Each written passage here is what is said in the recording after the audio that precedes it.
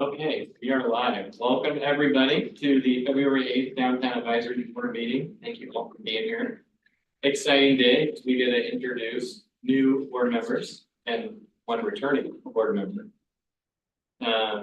So that's our welcome. So before our call to order, we're going to introduce. So I'd like to start with welcoming back to the board, Lori Miller. Thank you. Lori, feel free to tell us a little about yourself and why you're here. No, I didn't know how to speak. Oh, yeah. Why I'm here. Well, been downtown, the Upper Center for 10 years. And I enjoyed my time before on the board, having some input as to what happens downtown. And so I'm looking forward to being involved again. Thanks, Lori, and welcome back. Thank you. Another new board member here is Kiana Chase. Welcome to DAB. Thank you. Why are you here? So I'm Kiana Chase. I'm a resident of downtown Salem, so I live in the PG Theater building.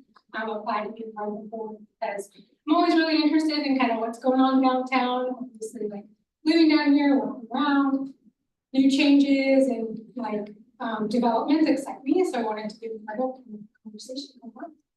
Excited to be here. Thank you. We have another new board member, Ernesto Toskiewicz. He's going to be arriving momentarily, and when he does, we'll circle back to him and tell you when he's here. That's right. He loves the spot though, so we need to get ready for it.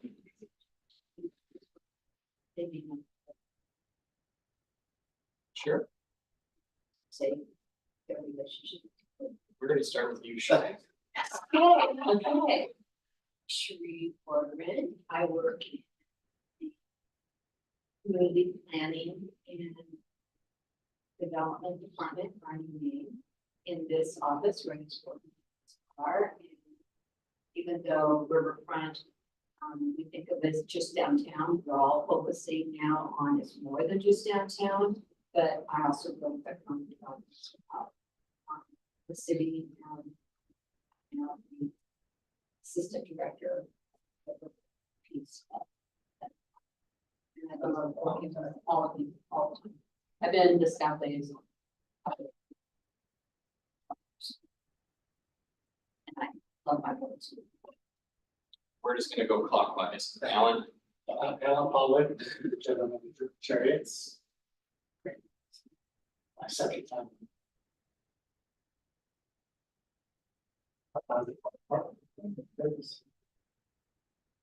Kirk Sun with CB2 Architects.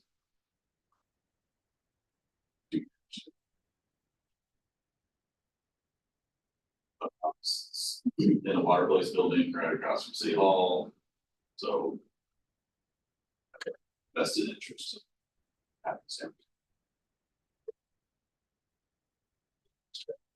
Ryan Feckel, I'm General Manager at Center Mall, neighbors. I've been on board just about a year.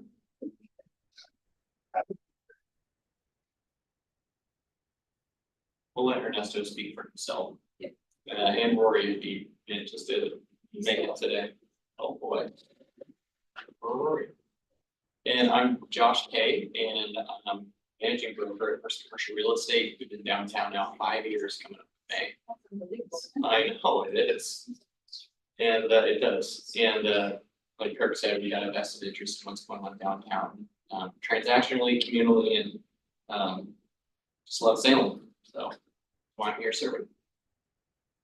So with that, we're going to proceed to our agenda item number 1. We're going to do our call to order, starting with myself. I am Secretary President. Kirk Sun, here. Alan Pollock, Here. Charles Weathers, not present. Rory McManus, not present. Tisk, Ryan Bechtel. Here. Sarah No, not present. Kiana Chase. Lori Miller. And last but not least, Ernesto Toscovich. She is supposedly arriving, so we'll go back to him when and if he does arrive. Moving forward to agenda item number 3, the approval of our agenda for today.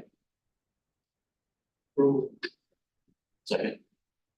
And if there's no further discussion, all those in favor of approval of our agenda for today, say aye. Aye. And those not in favor, nay. Motion carries. Agenda item number 4, the approval of our minutes from our January 22nd meeting. Go ahead. Right. I was gonna make a comment. Since the new board members were not present in Yeah. for our last meeting, they're not supposed to go. Me and Kim and we talked about that orientation, but yes, if you weren't here, you can't say you were. Sometimes. Okay, motion to approve. Second.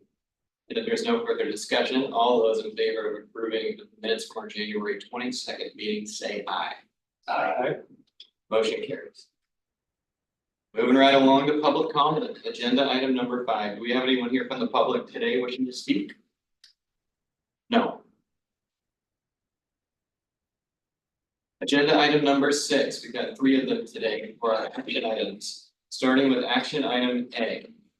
Does the Downtown Advisory Board approve recommendation of the 2025 parking fund budget to City Council?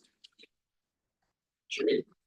So at the last meeting, you had an opportunity to hear Mitchell's overview of the parking fund budget. There was no recommendations for any kind of changes. So it's come back to you in the form of what you saw last month. And so it would just be a matter now of moving forward.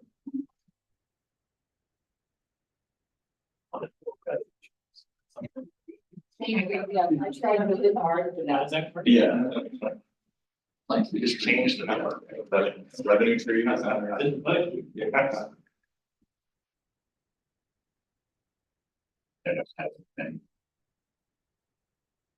So I will make a motion to approve recommendation of the 25 budget.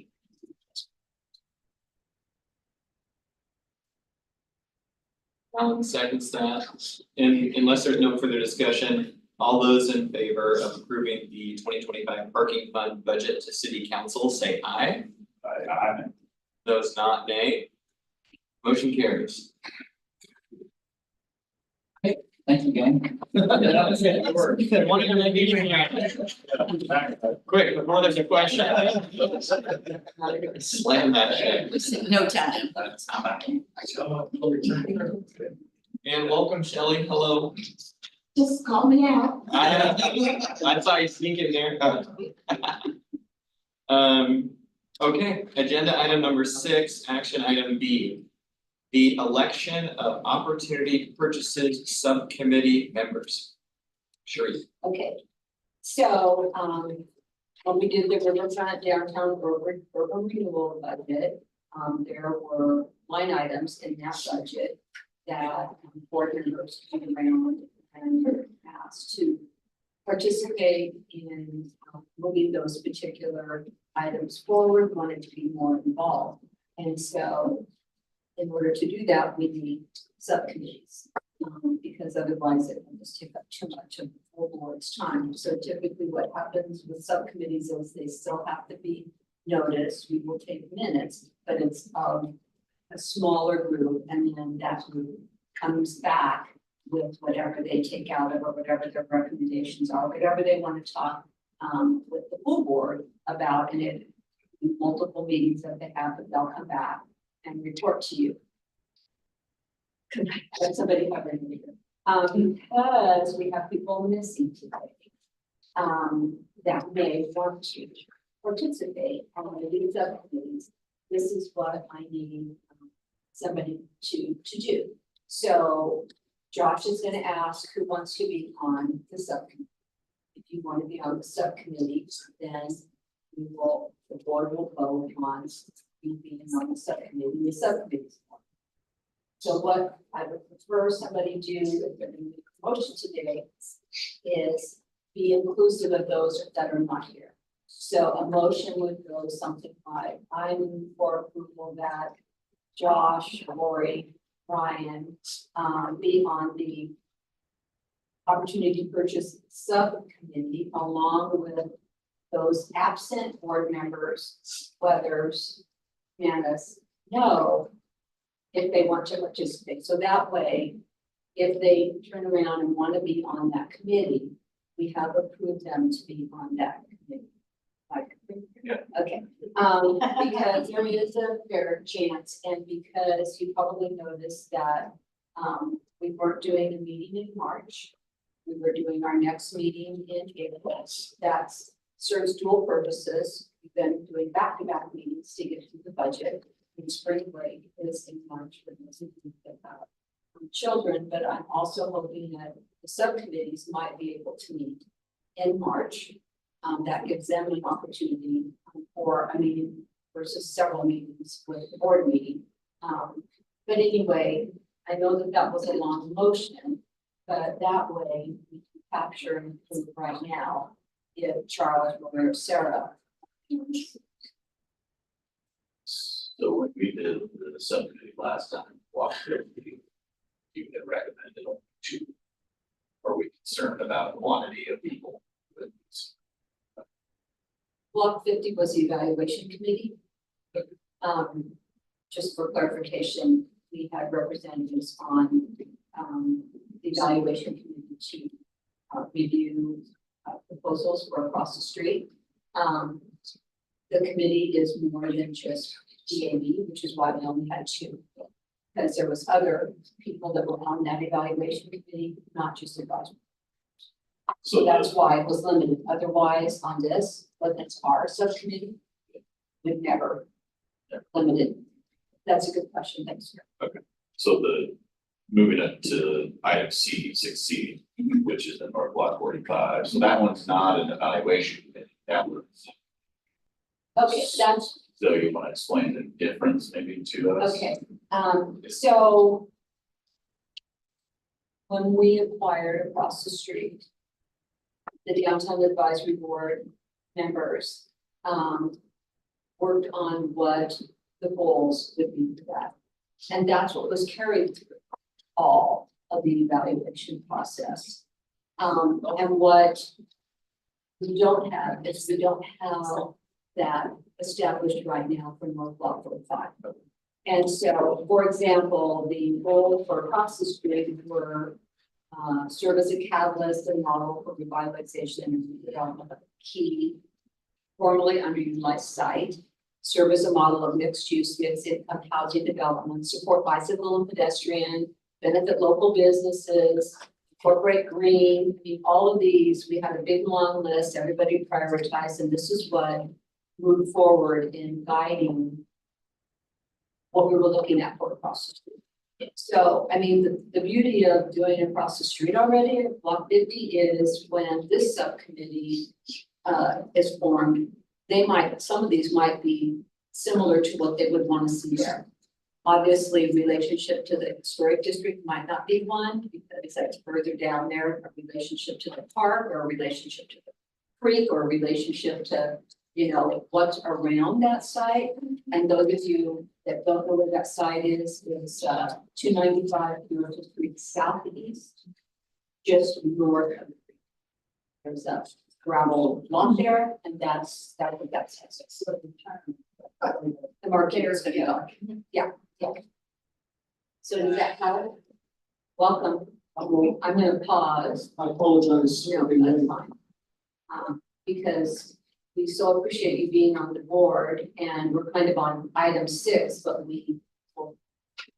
We are gonna circle back to the welcome of our newest board member, Ernesto. So Ernesto, welcome, and please tell us about yourself and why you're here.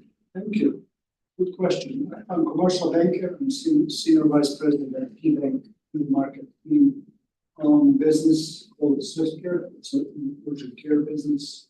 I teach at the Willamette University, finance, and I like this week. I've lived here for 25 years. hope we can contribute. So, thank you for. Yeah, thank you, Ernesto. Good to see you. Well, you're already gonna have your first opportunity to lean in and serve more. So we're gonna go back from number 1 back to agenda item 6B. What we're talking about now is the subcommittees for you'll see on the agenda. So where were we? Questions? But we were on B and then Kirk maybe made me jump to C. Now we're back on B, and for you, so when we did our discussion on the riverfront downtown budget, there's some line items on there that support projects, and the board was interested in playing a role and being closer to those projects and the funding we put towards them. And so what we have here is an opportunity for those board members that were interested in playing a closer role with those items to be in a subcommittee. The subcommittee format is we have to notice those and we have to take minutes, but it's typically a smaller group of people that then come back to the full board, so that we don't take all the full votes. It's very good. Thank you. So now it's a matter of who's interested. I'd like to participate since I also was one that asked about it. Participate, You don't have to, it was for the good of the whole board, you know, I didn't want to. no, I'd like to. I see Ryan and Lori raising their hands as well. Is there a limit? There is not a limit, but it's everybody. Yes, it changes it from a subcommittee to something, then we will have, that would be all we would deal with on our agenda, so that we could have as much time as we would need for it. Because again, subcommittee, that's all their focus would be. Usually we have more than one thing, but if it is everybody, then we, you know, staff is here to support that, then we'll just make it an item on the agenda. I would recommend capping it at 5. But that's just what I would recommend, Well, as the chair, do you want to vote on that first? and then open it up for discussion, Then, right, and then, leaving the window open for the other Yeah. 3 that are not yeah, present. well, So let's see how many we have, because we don't have 5. Or I saw Ryan and I saw Kurt and Lori. Can I ask a clarifying question? Is it specific to block 45? That's the subcommittee? Is the only one, or did you mention multiple? B is for looking at where we might be able to acquire a property. And again, if you were on that subcommittee, you're going to be looking at where we've already invested, where there might be an opportunity to expand on what we invested. It's the other one, we already own the site. Okay. So North Block 45 is different in that the goal of that committee is going to be to come up with criteria to be able to move forward with the solicitation from the development community, and then move forward with the evaluation and move forward with somebody developing that site. So one, don't have a clue, other one, we already have a site. Got it. Thank you. Okay, This one we're talking about right now is don't have a clue. don't have a clue. Come on now. Don't have a clue. Okay, And I'm clear on purpose that the sequence of the information that's garnered, put together, it'll go from subcommittee, it'll be an agenda item communicated to us, and then we'll have that goes to council. Or how does that Well, function? How would it it function? depends on what comes out. There is nothing that says that what comes out of the committee takes anything to the agency board, especially with the opportunity purchase one. It could just be that they exhaust everything and there isn't opportunity. That makes sense, but I think we want the opportunity to review those things that might be out there that we're not thinking about. And Nothing goes anything. pardon, Nothing goes anywhere, something except this. right, the subcommittee would come back and talk to you. I need to clarify, it doesn't go to the council, it goes to the agency board. No, I ask a question? I apologize if it's not very smart question. Why is city trying to acquire property, government to individual entrepreneurs? It's trying to do. That's a good question, and certainly, if there's a site that's for sale and somebody wants to buy it, we're not gonna buy it. Okay. I mean, in general, that's not what we do. It would be, Nobody is really looking for that. our goal is to look at something that is blighted, something that is a huge parking lot with a little building on it. Something that is close to something else that might be happening, but to just take away from the private sector, that wouldn't be the goal. Great question. The illustration, I think, just for the record, that exemplifies what I think the intent of that is across the street with the UGM site. Truly blighted, truly, almost insurmountable, but what happened is the city took it down, paid for it, controlled the site. Dab made some recommendations with the subcommittee to prepare the site for private. And then they did the RFQ or RFP process, which was one of the first times the city had undertaken that sort of thing, to my knowledge. Yeah, so at the end of the day, across the street, we're not gonna develop that. We're not in the business of that. So if we acquired something, it would be to deal with environmental, deal with the challenges of the site, get it as ready as possible so that somebody else. We just, right, we just wanna make sure that we get some benefits out of it. Like I said, we would like it to be a mix of uses. We would like it to be considerate of, the historic district, use green practices, but we wouldn't build it or be a developer. That's not the goal. Yeah. Is there any other discussion on? Or anybody else that would like to participate aside from Lori, Ryan, and Kirk? I'll be interested, but not if you have more than that. I believe it's not.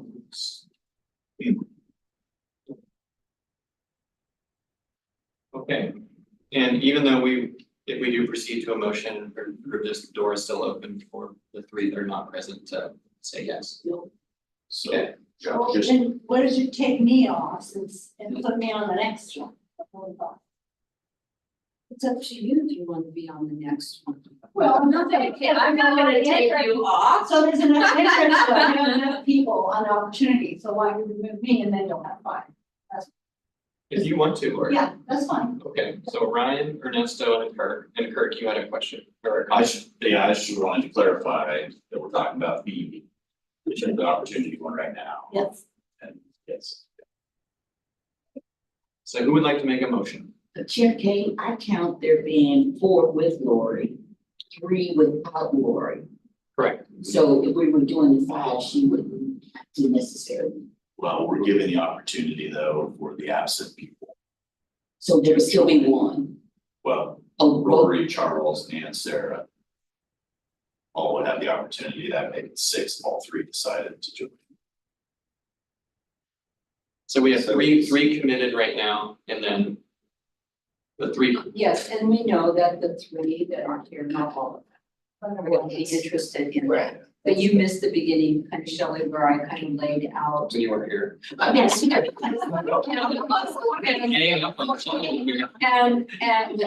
just so that you know, this particular committee, I will be there for the kickoff, but Shelley would be That's my great interest. Oh. Yeah, that's what. yeah. I want to keep it balanced. And Tori Banford, who you don't know, would be after the kickoff, the one that would be on my team that would be being on point for C. I know it was me that you wanted, that's okay, no, that's right. I'll be there to kick it off, but they would be managing what comes out of that. Okay, are we ready for a motion?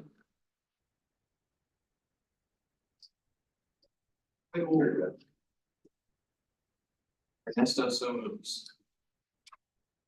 We need to have it articulated. So we need to add, Yeah.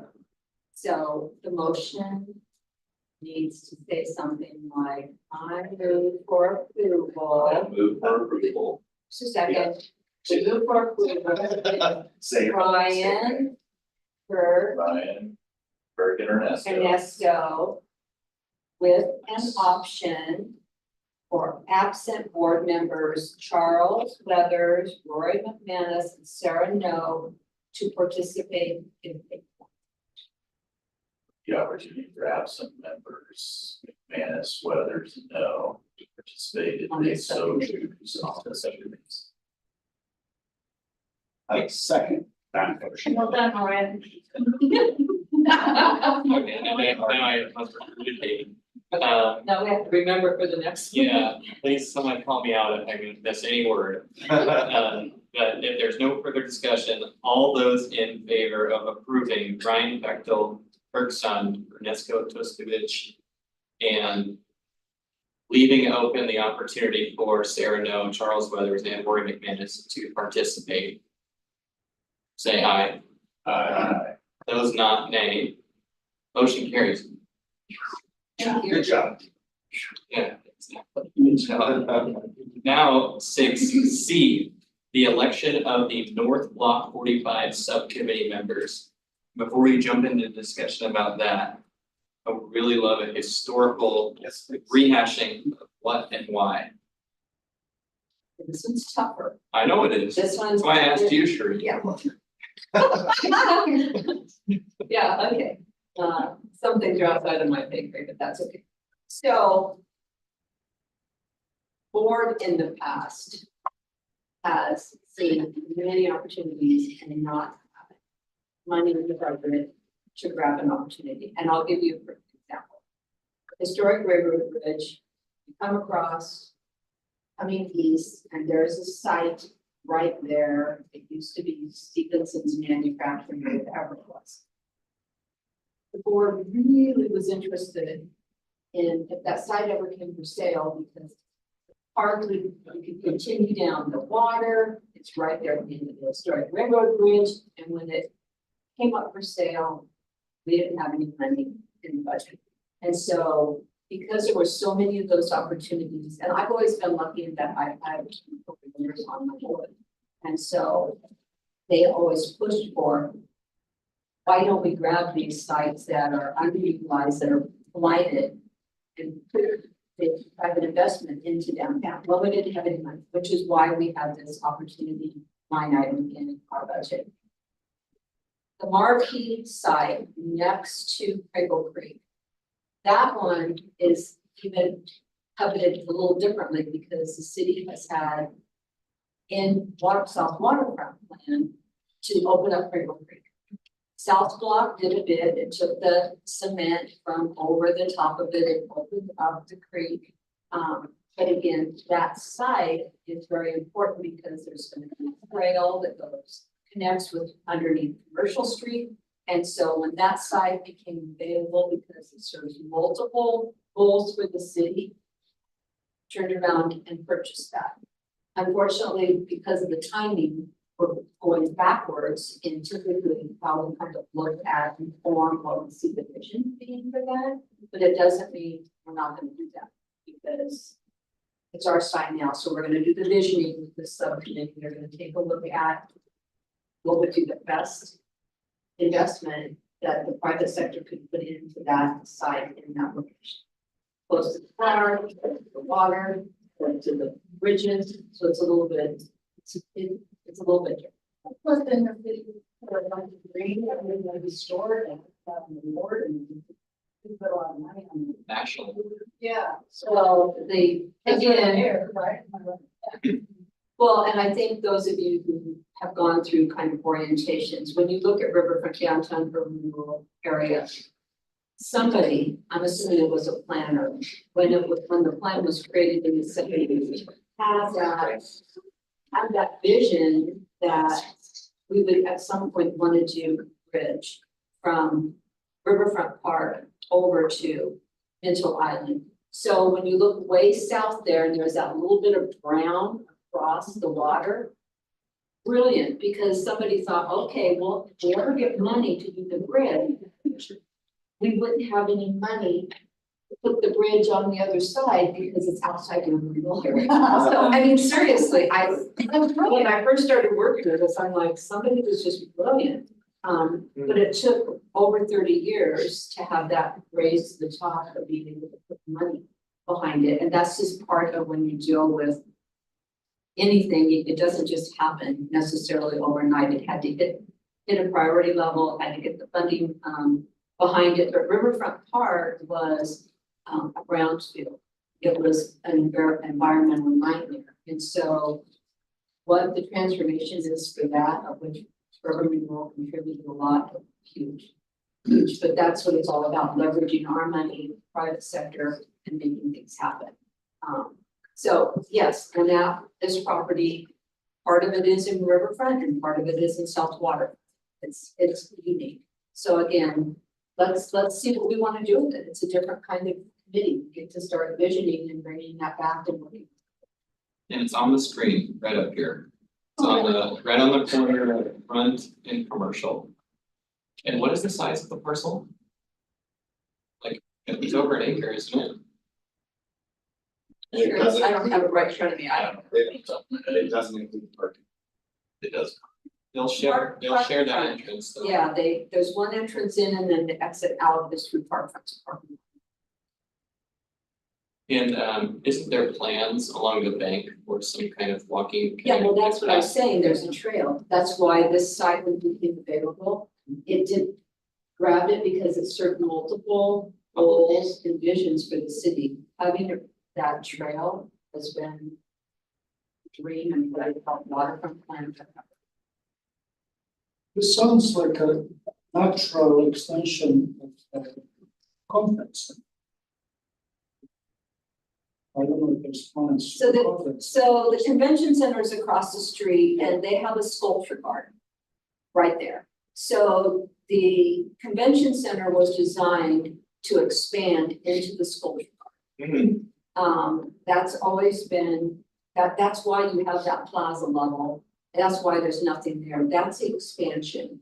And the convention center, it's probably at that point in its life where it could use more breakout rooms. And so that may be something in the future, but that is the expansion location for the convention center. And there's already I don't wanna say a playbook established, but you have a certain methodology that was established across the street. And I'm sure there's learnings from that. So as part of the scope of the subcommittee, what is the goal or what is gonna be talked about or discerned over? Whatever they wanted to say. So- Just wanna clarify. Okay, that's a really good question because Shirley would love to see senior housing here. I think it would be fabulous, but is that the goal? I just think it'd be great. That's the beauty of the committee, the diverse set of ideas and ultimately it gets before the. Well, and if they share the link that is through Parkfront's parking lot, that can control a lot of what kind of issue. You know what I mean? It is a very challenging site. It looks big, but actually knew exactly how much you could build on that site with all the utilities and everything. It's like, it's this big of a site, there's only this much that's actually buildable. But again, I think that this would be a really fun and exciting subcommittee to be on because you have no parameters. Start from scratch and say, hey, put this together and bring it back. We think this would be great. Thanks. How come South Block is not expanding?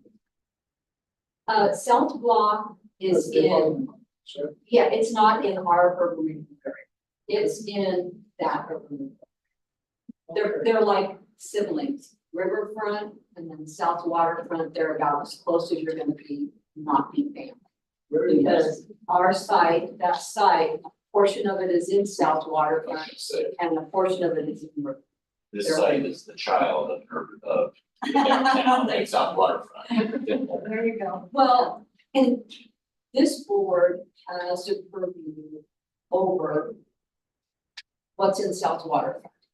South Waterfront doesn't have a board like Riverfront does, because if you look at that plan, it is very different than ours. South Waterfront was created to deal with Boise, Yeah. the former Boise site. Not 100%, but pretty close to 100%, which is why daylighting the creek, daylight, you're gonna see that path, connections, not the diverse group of projects that are in. It's just very different. It doesn't have the same funding amount, it doesn't have a grant program, it's just very different. Yeah, we have 8 urban renewal areas, and if I gave you the plan for each of them, very different. McGillcrest, pretty much the road, nothing else. All the money would go. They're all very, very different. West Salem is probably the closest to us, but if you look at their grant program and things, it's more towards industrial because that's their boundary. This is more of those industrial type of properties, where we're more retail, commercial focused. They're all very different, but just because you knew if a project, if we wanted to fund something and it wasn't in our plan, we couldn't fund it. So let's say somebody wants to go to the hospital. It's not in my plan. So in order for me to put money in the hospital, we would have to do amendments to the plan and add it to the plan. So that's kind of, it's not in the plan, there's a process to put it in the plan or not. That's what the agency works.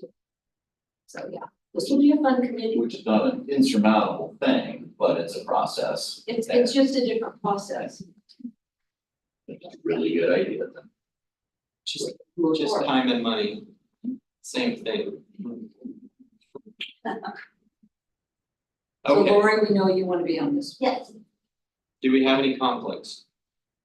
That anyone needs to disclose or not participating? Or is that even, it's on everyone I think- individually? Nobody heard me talk about that now, did they? No, But at this juncture, everybody is more than happy to have on the subcommittees. who would like to serve in addition to Lori, leaving, of course, the window open for Sarah, Charles, and Lori to also participate? Awesome, thank you.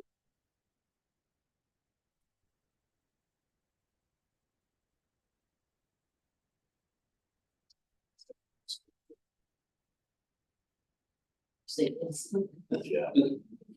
I have a lot of knowledge of that site. Designs on it for previous owners for 10 years. But at some point, I probably have to separate myself from it, but I think from a subcommittee standpoint, it's goals and establishing goals, which there shouldn't be any conflict there. I kind of saw maybe, and you can think about it, you know, I kind of saw your role being if I was leading a subcommittee. Because we have all that work that you've done for us. I would have asked you to come in and go over it with me, not necessarily that you'd have to then be a part of all of it, but I would definitely want you to walk through with the subcommittee members, everything that you know about that site that we now have encapsulated. So yes, I think if you didn't want to be on this subcommittee, I think I would highly encourage Tori to have you come and walk through everything for the benefit of that subcommittee. But then that doesn't mean you have to do anything more, but I know you want to share that and that could be how you do it. So Tori's on my team, so if you're not on the subcommittee, you will have to come and talk to everybody because of your knowledge, I can participate. whatever you want. Great.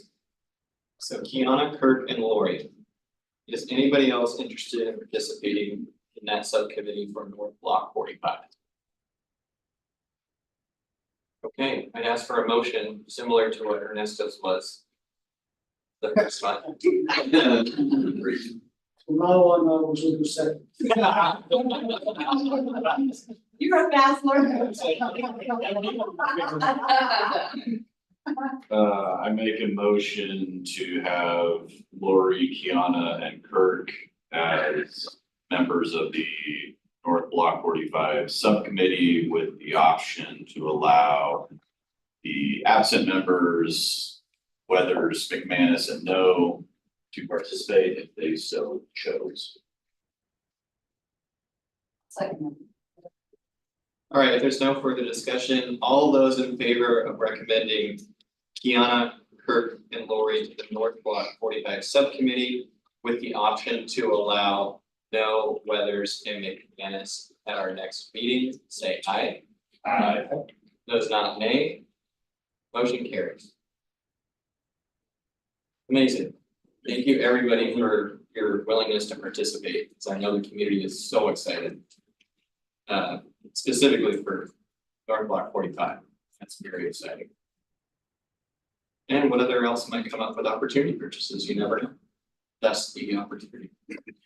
So, moving forward, agenda item number 7, information reports. Thank you for patiently waiting for us. Starting with number 1, history design standards for security gate and fencing in historic downtown. Welcome, everybody. Jake Morris, historic planner, City of Salem. Hello, thank you for the introduction. As you said, I'm Jake Morris, a planner. I work with Kimberly Fitzgerald in our historic preservation program. And I think the year before I came here, I've been here since late December, I think the 18th or 19th. And one thing that was an ongoing concern was an increase in cases that we would get before the Historic Landmarks Commission about security. You know, how do they keep their storefronts secure, that sort of thing in the historic downtown. And so at my first meeting there, which was, I think, what, at 2 days, my second day at work, I was there.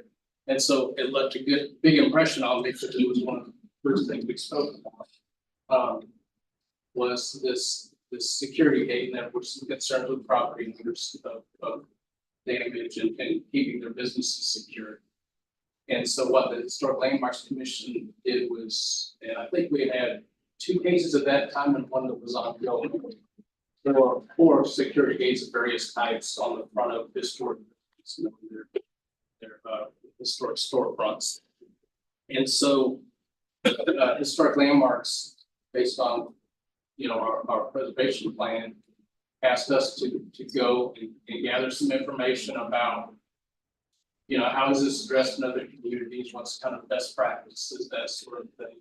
And also to produce some information material so we can convey what we have, because currently we don't have any specific standards for those. And so you can imagine you go and you say, you're a property owner, you say, I want to increase the security of my property. It's historic, so I don't want to hurt that historic integrity. What do I do? There are so many different products, there are so many different approaches, all of that sort of thing. And when you start to think about physical barriers versus things like surveillance and monitoring and personnel presence, we're always looking at how do we do that with the least amount of impact and keep it effective. And so one of the first steps we did was we reached out to the National Association of Preservation Commissions, which are composed of communities like ourselves that have preservation programs. And then also Oregon Certified Local Governments, which are also more local, so they may have more in common with us, national communities. And what we found was some kind of common principles that you see that kind of strike a good balance between having security and having the deterrent. There's a visual deterrence to having the security features, but also you not, one thing that we found that the property owners, well, even outside of historic districts, didn't want to do was to create this monolithic feeling of all the property owners are locked, have locked everything down, and it doesn't feel like a place you or want to be in. You know, you don't want it to feel like they sure spend a lot of time thinking about security. Should I also think, because people don't want to shop when they're worried. And so, based on that, we have developed a few things. We've developed some draft language for design standards, which I think should be in your packet. And we've also developed some drafts for interpretive material. And so one of those interpretive material drafts is it's based on a series of things that we have done previously, and so it's formatted that way. And then the other one is a little more kind of direct specifically for property owners, so they can get an idea of, okay, these are the main things we're looking at based on our criteria. So when they go to look for strategies for their security gates, they can kind of get an idea of, is this something that will be approved or not? Because there are a lot of products to choose. And so that's kind of where we are now. And one of the key stakeholders that the Historic Landmarks Commission identified was your group as people that would have a good, strong idea of what may work, you know, what would be desirable, also what may not be desirable for our community. And so our Historic Landmarks Commission, the upcoming one is next week, and so it was very kind of you to invite us to come here because we can convey your thoughts to them. And so what I would request that you do is look over these things that we've provided, and especially if you look at, let me just go through just a few of the principles of what we're looking at that we found in other communities, and also kind of give a section. If you have a security gate, you want it to kind of disappear when you're not using it. You know, you don't want it to be a primary thing that you see all the time. Also, since different businesses are open and closed at different times, and that sort of thing, we don't want, if half of the businesses are closed, to have this feeling of, oh, half of the downtown's closed. We want them to think, I will come here later if they can see inside of a property and get that return. And also inside and outside of historic districts, as you all know, the longer you can keep people in the destination, the longer they will say, oh, now I'm hungry. I have to go get something to eat. Oh, I think I'll get this other thing. And so, you know, the last thing we want to do is create a disincentive for people run out of things to do or ideas that I'll come back later. And so that's why we find universally that it's not a sight obscuring shutter that makes you feel like, okay, this is closed, so I have to walk past this closed thing. Instead, the people, when they walk by, they want to say, oh, I may come back here, right? Or if they're driving by, since it's slower traffic, they can stop. Check things out. The other thing is it's attached in such a way that say you have historic materials, we don't want to damage those because they've been, you know, a lot of them over 100 years. And then also that it's compatible with the district. So that the main thing you see is the historic features, the character of the architecture, and not the character of the security feature. And those are kind of the main things we saw universally in the different communities that did that. And so what I would ask you to do is, based on those principles, if you agree with them, to look at our language and see to what extent does that actually do what we want. Because as we all know, when we write language with an intent, we want that overlap between what the intent is and how it can be interpreted be complete. We want them to be the same thing. So anywhere you see an issue like that, I would very much appreciate if you reach out to us. And then with the interpretive material, like I said, they're drafts, so they're a little bit rough. But if you like the general formatting and that sort of thing, and also if you think there would be something that would be useful to help convey two people, we very much appreciate getting your feedback, and if you can get the feedback, before the Historic Landmarks Commission, we can, convey it to them. And so I do have cards, so if you want to get in touch with me, I'd be happy to. Or any feedback today, right now. Right, yeah. For questions. What was the date of the commission? Next It is- Thursday. Yeah. Next Thursday. So Jake, I know the fencing, those examples where somebody could fence the front of their building. Is that what that was showing? That one picture that Shelley had it there, it looked like it was the storefront windows were fenced in. Okay.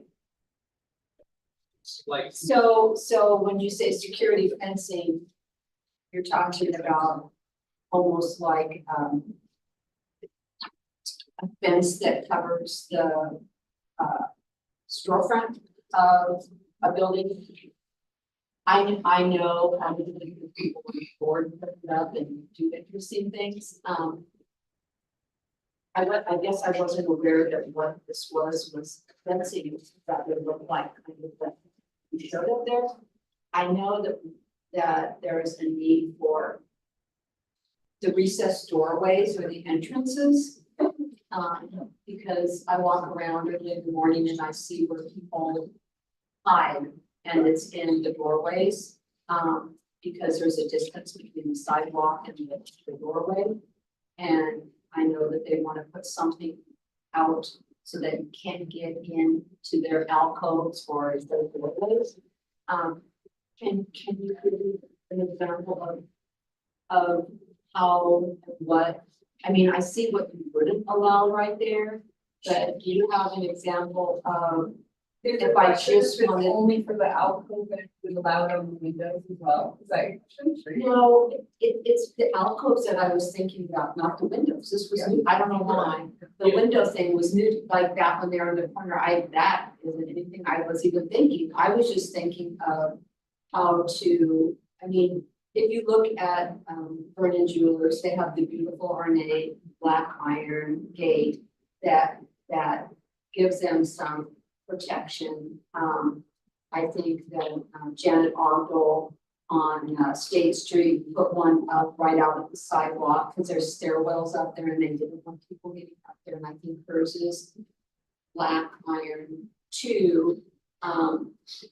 My question is, what can you do today? And is what you're doing a whole lot easier and a whole lot faster and give me more options if I'm a property owner? Because they come to Shelley and I go, right, can I do a gate? Can I do this? No fencing though, which is interesting. Fencing's been outside more.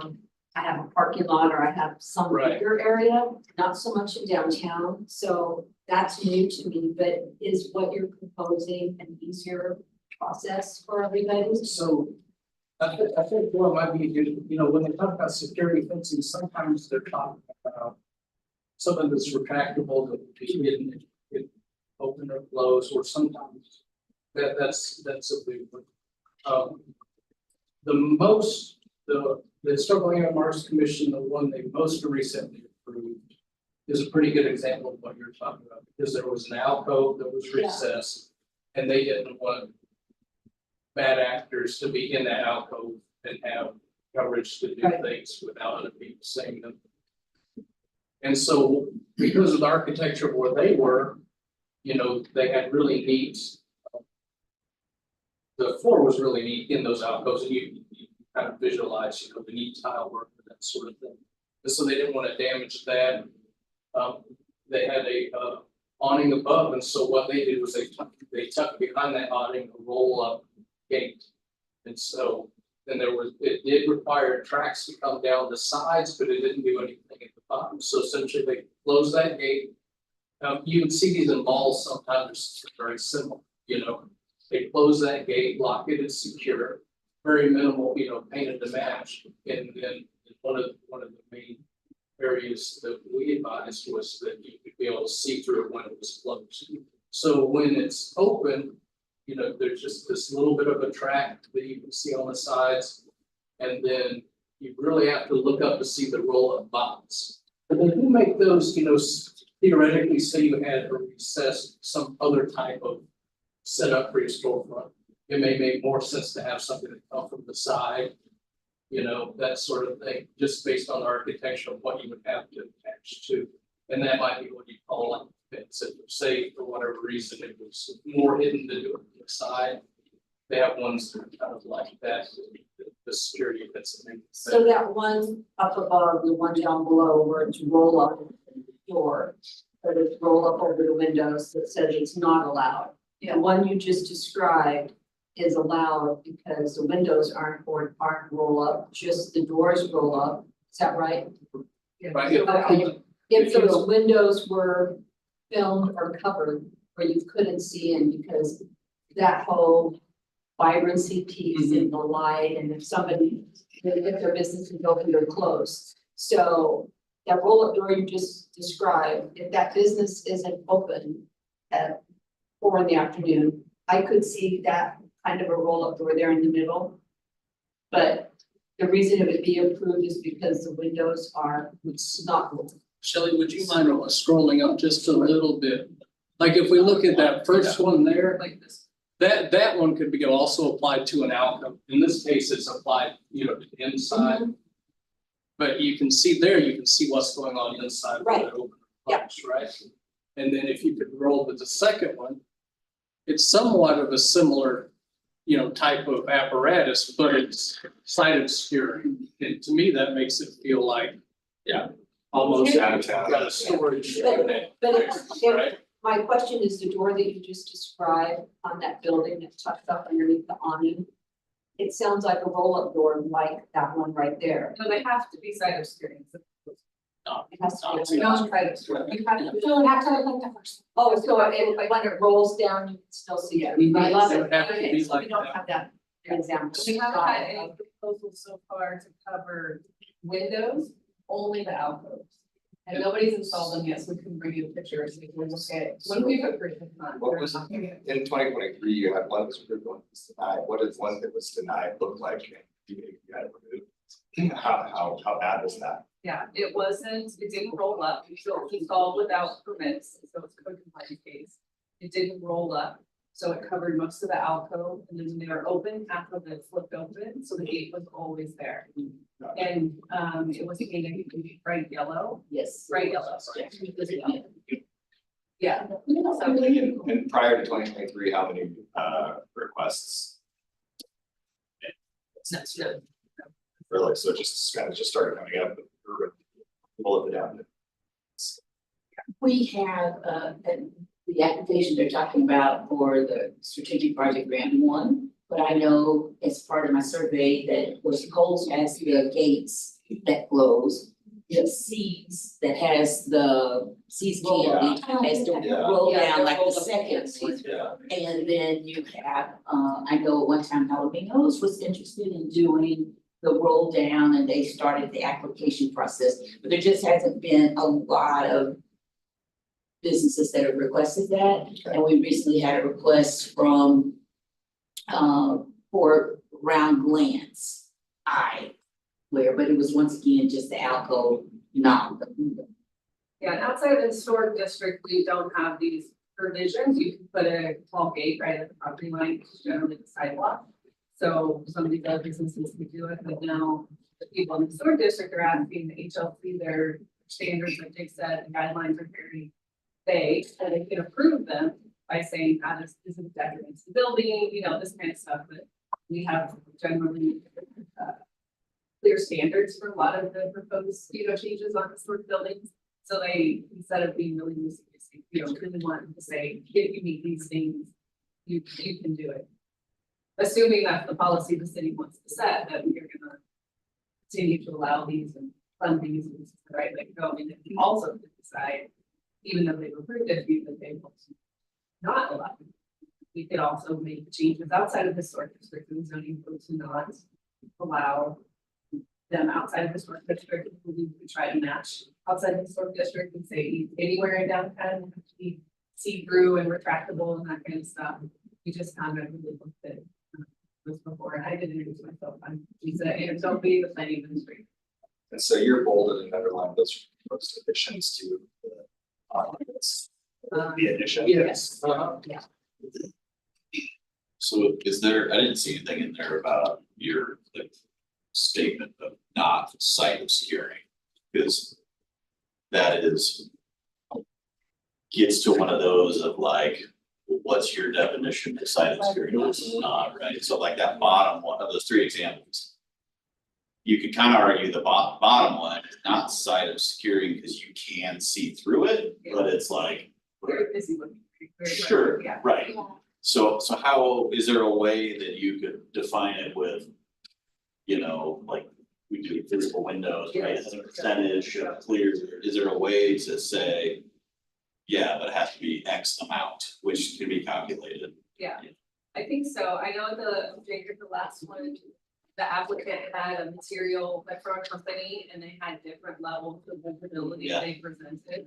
And the commission like the one that's most visible is what we want to approve, and they said, well, that's fine, you know, that's $9. So we can do that. Right, so for example, in that one, we could say. Language, just thinking, you know, just thinking out loud, we could say. All of the roll-up shutters simply has to be, have perforations versus. Yeah, because the bottom, that's So parts of, that image is also a good example of where we talk about attachments, and when it's up. It's not visible, because if you see those big roll up. You know, it's pretty sizable feature, don't have them pointed out. So, was the one you were talking about that they just approved though?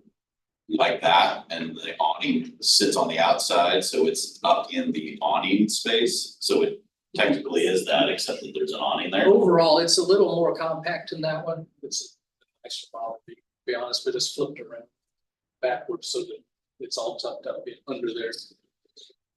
In the alcove. Cause I think that may be one of the challenges, because every building downtown, the alcove construction is totally different too, so some are like. Concrete or brick, and you can't tuck it up under, so. I hate to get to a point to where you're basically picking one manufacturer with one thing. And everybody has to pick that one, cause that's the only one that can get approved, cause the standards are so narrow. I'm not saying, hey, let's open up all these other ones, cause those are horrendous, but. So mine works for historic, which I know you know, for historic design reviews, there's a set of standards, and you meet the standards, and then it's generally a staff approval process. Or you can always choose to go to the commission and ask to kind of meet the intent of the standards without meeting the actual standard. So it could be a situation where most people can do the standard, and then somebody says, this is the way the building is, you know, material or whatever, and they can go ask the commission and present their case for why they should be approved and deviate from that process. Yeah. And so that's always. You asked for initial comments, and Yes. I will tell you, through luck, I lived in multiple countries. I'm looking at this. This is what's happening in Southern European countries, Italy, France, Albania, not developed countries. Yeah. In the morning, they lift it up, night, they lift it down. In the countries where there's rule of law, Germany, Nordic countries, we don't have. Yeah. So I will tell you, I've lived here for 25 years. And one of the impressive things about the United States for me is, look, these guys don't have to lock up their premises. It's rule of law, it's safe place, right? We know about safety, it's been down the hill, but I walk downtown every day and every night. It still feels safe. So if I had say, I would discourage going this direction, because if we see this in most of the stores, that means that we give up to lawlessness. Yeah. And that will change the culture of United States of Salem significantly. So we give up. So I would rather, as a citizen, I would ask city to make sure that rule of law applies to them. So these people don't have to barricade themselves. Yeah. That's Yeah, my comment. we did, at the hearing on the one that was denied, we got one person that testified was a business owner at the property next door, and that was her testimony, basically don't allow these for these reasons. Obviously, folks that own buildings that have alcoves are dealing with people using them to go to the restroom at night. or sleeping I'm there. talking just about windows. Yeah. Of course, I would put a big gate. Okay, so Of course. alcoves. Like the theater, the Another historic block, theater, yeah, was, yeah. Yeah. all the time, Else, people yeah. sleep, their dogs, the bark at. people. I totally agree. I mean, I think what you see when you look at these are areas that is not what downtown Salem should be, right? When you're putting it over the windows. I think that should not be something that's on there as even an option in this. This is alcove protection at night, so that you're not getting people sleeping in there or otherwise doing things, because I totally agree with you. I agree with Like that We should feeling. not give us. Yeah, well, And that's a thought for the entire downtown, not just for district. I have another comment or question. Is there a way that you could create like a rule where they can only be down at certain times, just because some businesses close really early and then it could be like 2 p.m. And then you're seeing all these closed cases to your point about downtown just looking dead, or certain days, even like Monday, I feel like a lot of businesses are closed and everything looks like it's closed down. Nobody may come down. Yeah, didn't we talk about that at the last work session, and they were thinking it might be really hard to enforce because some businesses are closed on Mondays, et cetera, so that's, we can talk about more. I know in the one that was denied, the other concern was that that business didn't actually open for business at work. But, you know, it's being used for storage at the moment, unfortunately, and so it was like, well, the gate will always be closed and always visible. That was one of their main concerns as well. It would be nice to see whether or not there is some limits, and maybe if you can't do hours, but it's like percentage of the year or something to stop that, right? Because otherwise there'd be nothing to stop. If they did it properly and they installed it properly, for them to leave it closed 365 days a year, never opens, right? If they installed a gate properly on their outfit. So if there's a way, it would, that also, yeah, I do agree on. so, you know, we have the strategic project grant, that is a grant that supports exterior building improvements that help with crime prevention and security. Fencing is allowed, but that fencing with the current program guidelines would not be allowed, because the fencing that we've done has been around a trash enclosure or property more north where they have land other than like downtown that's building against building. We have paid for the gates that protect a building and people going up and sitting on their stairs. We've done them in the alleys. They haven't attached to the buildings, but they're like electric alley out here. You'll see a gate because the trash cans and behind the buildings are back there. But we did one on Janet's, we did one over the security building in 494th State. But we wouldn't be, I mean, the grant program, unless we modified the guidelines, it wouldn't be able to pay for fencing around windows. And I understand why a property owner would want that. Because if I had my storefront windows broke 6 times in 6 months and my deductible, I totally understand it, because there are some that is truly what has happened. And I feel really bad about that. However, in general, they're not windows where there's a lot of stuff going on. So if it's vacant or you're not open all the time and you don't keep the lights on and stuff, you're more of a magnet, because you walk like me right now in front of Salem Summit and Green Thumb Forest, you know, 2 to 3 people there with associated messes, and of course now they're there, and at night what do? We just kind of tap on the windows or we play around with stuff. So that's one of the things about when people keep their properties up and they love them, people don't think that that's where they should go. And if you don't keep it up, then I think you don't care. I go there and I mess with your building because you're not taking care of your building. And we talked about this a little bit earlier when we went through all the challenges in downtown. And is it something that we need to look at now as far as a building that has never had any tenant in it in over 20 years and they just store their stuff? It's a place for them to store their stuff. And I can name 2 right now that has been storage units, even though that's not the look and feel that we want. Is that something, you know, that we're going to talk about later on? We've never had anything that says you can't have that there's an assessment to you if you never put anything in your building after 6 years. Are you going on that too? Yeah, kind of. But again, you know, it kind of just lends to being respectful of a property owner. However, if the property owner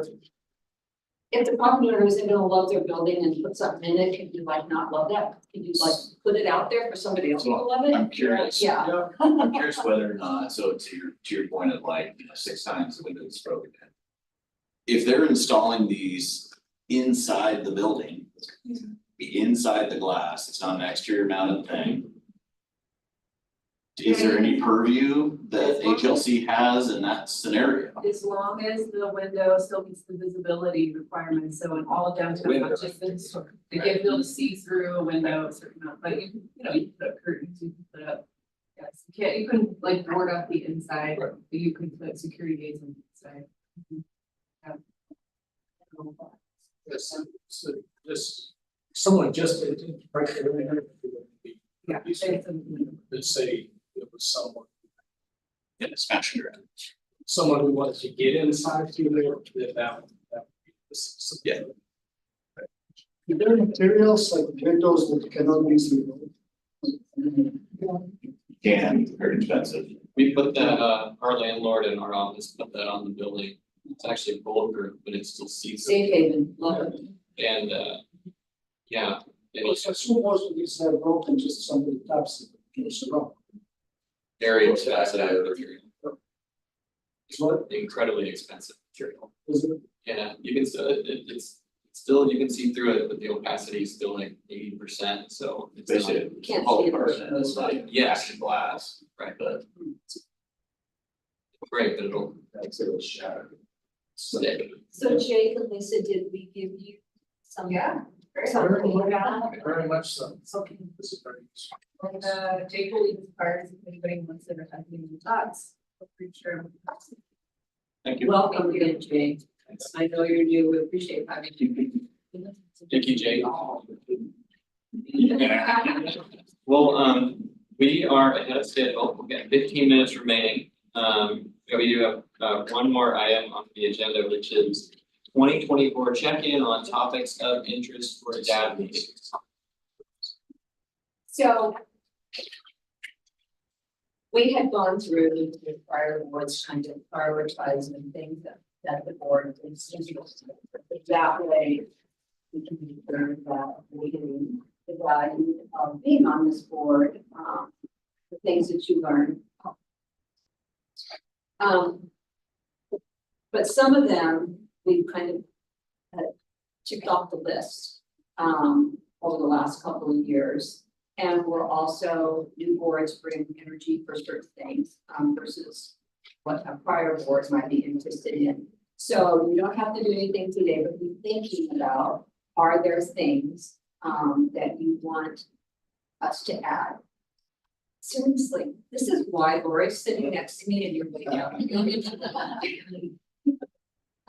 Because we want this to be a value to you. It's very valuable to staff. We love to have your input, agency board loves and council loves. But if there's something that you're interested in that we're not talking about, we can add it to our list of how we look at the next 12 months and try to bring somebody in to speak on it or bring information ourselves. I think that we have a lot of things that just came out of the budget. It's going to keep us very busy. So, and I think the other thing that would be helpful for staff is I've had boards that they do not want to have meetings unless there's an action item. I've had other boards that they want to have the meetings because they're interested in giving project updates and working on stuff. And so that isn't a criteria for them, and so we don't want to have them, unless for some reason we don't have a forum or there's some other issue. So that we'll be bringing that back. I would love to think about it, I'd love to know what everybody thinks about that too, Kurt. I was just thinking for the benefit of the new people, they need to be able to email around that list that we created a year ago that did have those kind of priority things, so they kind of get an idea of what was talked about the previous year. But I'm influencing them versus they get a Data is, slate. You guys want a slate, now you're wanting me to tell them what you guys thought. That's a mail. Okay.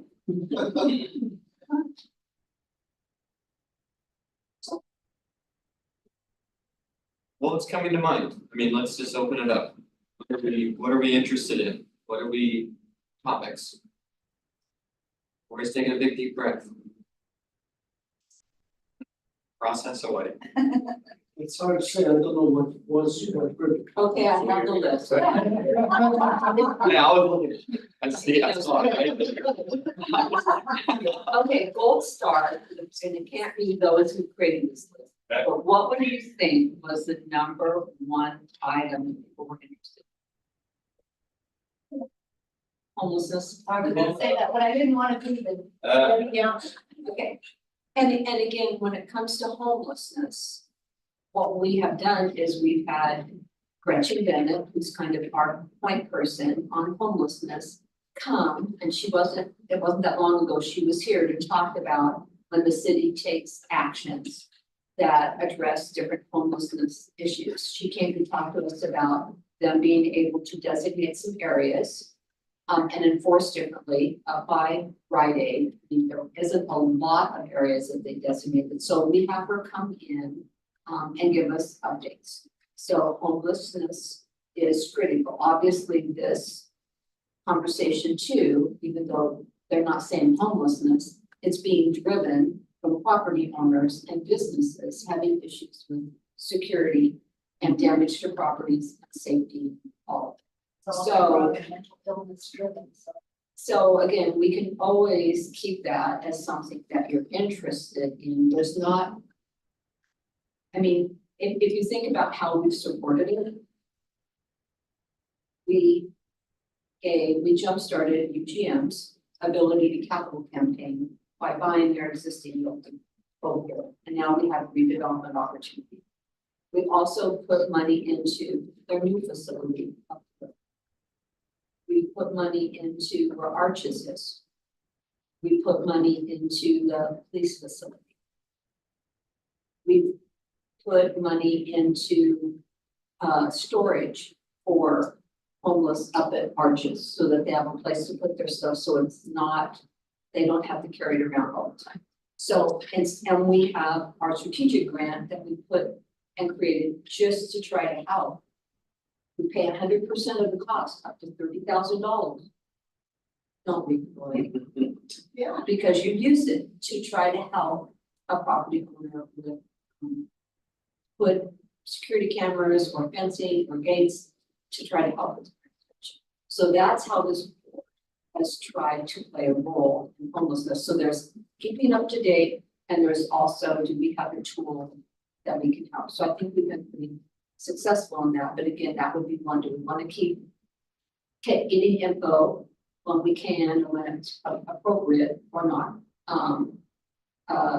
Again, the grants, I mean, that's always been something, where are we putting the grants, what's happening? And again, typically, if there's a new development or something, that developer, we ask them to come in and kind of talk you through, just like what we did with Citizens Apartment. Remember that, that was 277 high. She came in and walked us through everything. So that's kind of the grants. We always want to be focused on, do we have a tool to incentivize? So those ones we've had come in are like the big grant ones. I'm curious whether or not the small grant ones, the one that we added in the budget this year about the historic thing that you're adding back to your building. Okay. they're small dollar things, but are those worth, even if they're just an informational, like, here's what we approved? Because that is, it's its own line item. That would be very different than, I've done over 300 grants. Unfortunately, I had to look for a file, and so I counted them the other day.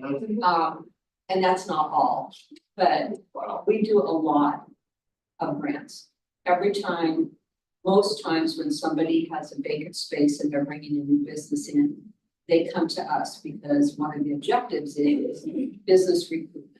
And so we give them money to do tenant improvements, those that are eligible with our grant, because remember, the goal is to leverage what we have against the private dollar. So the big ones, yes, the little ones, not so much, but again, I mean, they are important, but we do a lot. Same with the security ones, we do a lot of those grants, way more than the other URAs that have. So maybe, I guess what I'd be curious about is 300, I read that many. Could we get updates that are more like, so far in this fiscal year, we've approved 35 that are in the security category, totaling $55,000.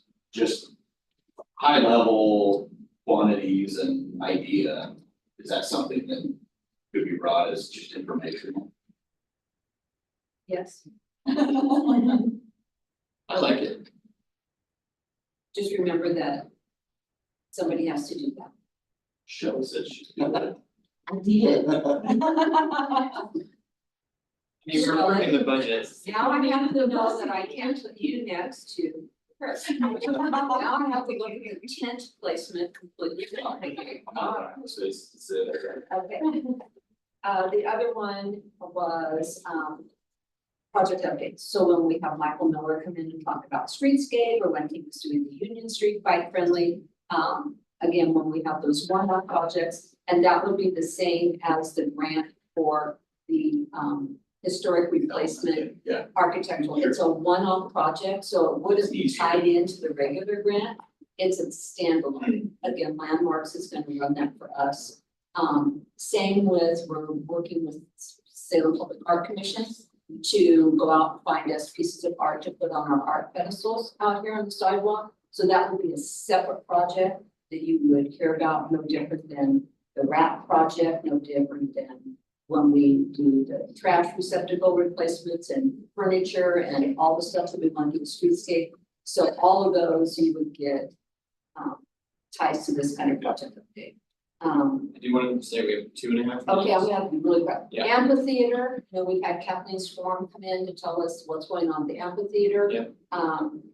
We, Robert rules, board ethics, we just are kind of required to do that once a year with you.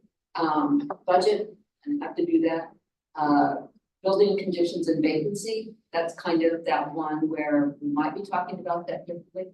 Parking, obviously this next year will have a lot to do with parking because we're moving from a free parking system to a performance-based parking system. So that will be probably on every other agenda, because that's a big thing. Streetscape update. Well, that's one. Sign codes, murals, anything to do kind of with planning, those types of things. That was something that had very low kind of scoring from everybody. You wanted to see the chamber, we had them coming in.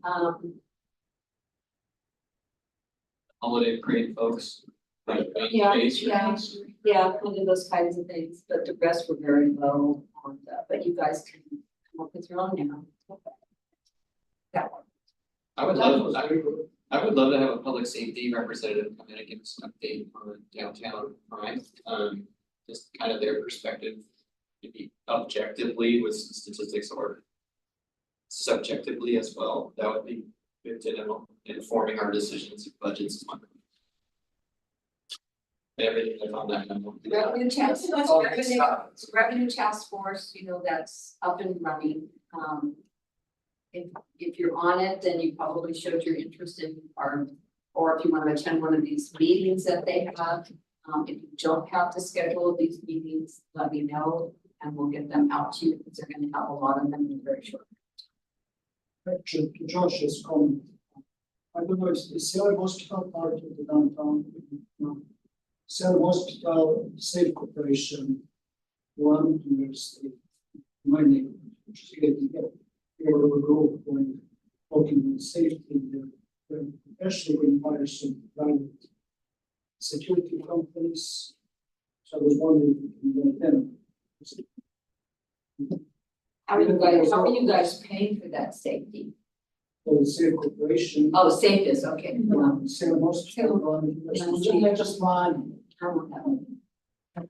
What? I want that money. No, I want that money. I think, I'll be there considering, I think City of Portland is using some security company that specializes in these issues that we have. Portland, some star, so they're just considering. Yeah, the brainstorming, right?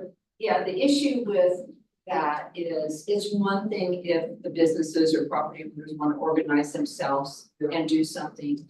Right now, with the sensitivity with general fund, it'd be very hard to have on the sidewalk, people providing that kind of ambassador safety type of thing, but it would be fabulous if there was something that were behind it. I'm not against it, it's just. I think to Josh's point, it would be nice to hear from. Oh, we can bring police it up. department as Oh, far as absolutely. like, what is their plan with downtown enforcement?